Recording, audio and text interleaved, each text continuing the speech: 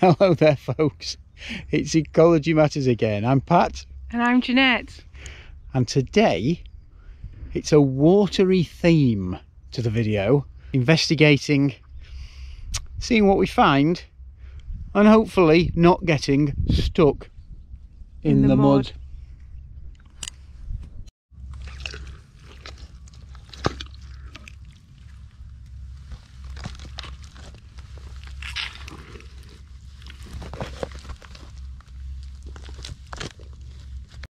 So normally when we're working we always try very hard not to leave any signs behind of where we've been, leave no footprints, etc, etc.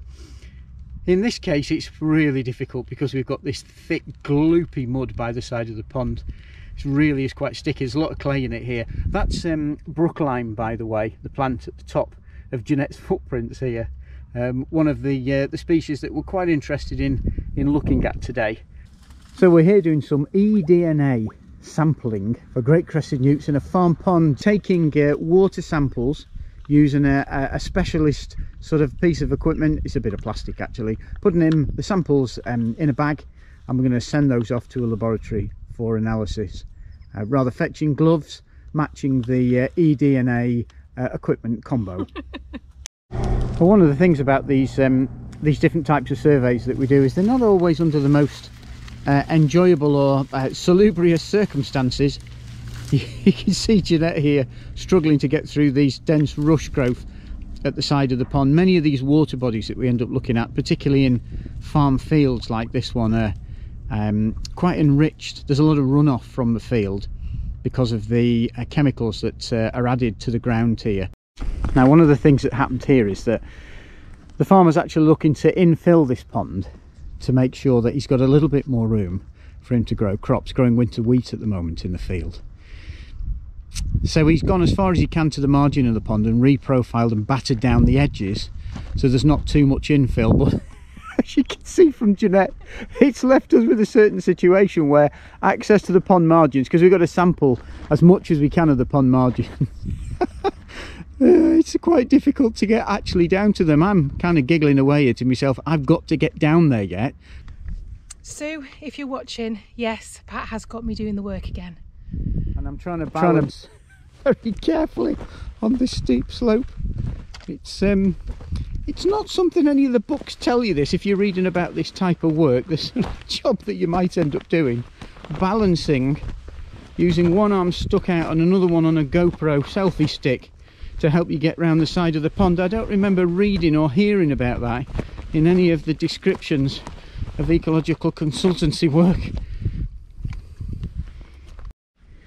Just look at the colour of that water. I dread to think what kind of stuff is actually in there or what's been locked up in there over the years. Naturally, of course, sometimes you get this runoff and you get this discoloration when you get a little bit of extra material going into the pond. It could be just a little bit of soil that's been caught up with the water and runoff, but actually looking at the colour of this, you haven't got, in fact you can't actually see down to the bottom of the pond in any place whatsoever as far as I can see. Again, while we're here, we're doubling up and carrying out a sort of an investigation for water voles, possibly nesting birds in some of the denser vegetation as well, where we're walking around carefully to check and make sure that there aren't any of those other issues before we give our advice.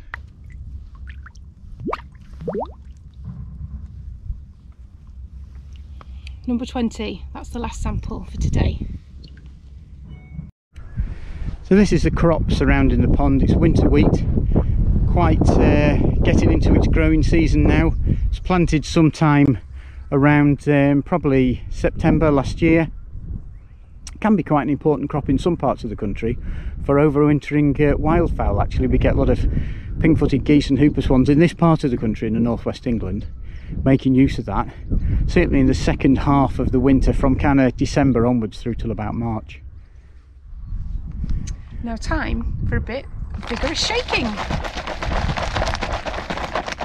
That's what I'm talking about, viewers. Ecology in action.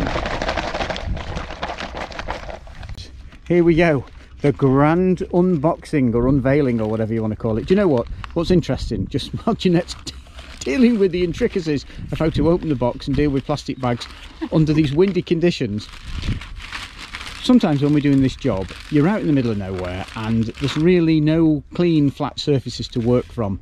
That's a particular problem under certain weather conditions. Today we're quite lucky that we've got this enormous excavator parked on the edge of the field, which has provided an impromptu makeshift laboratory table for Jeanette to work from while she's dealing with the samples.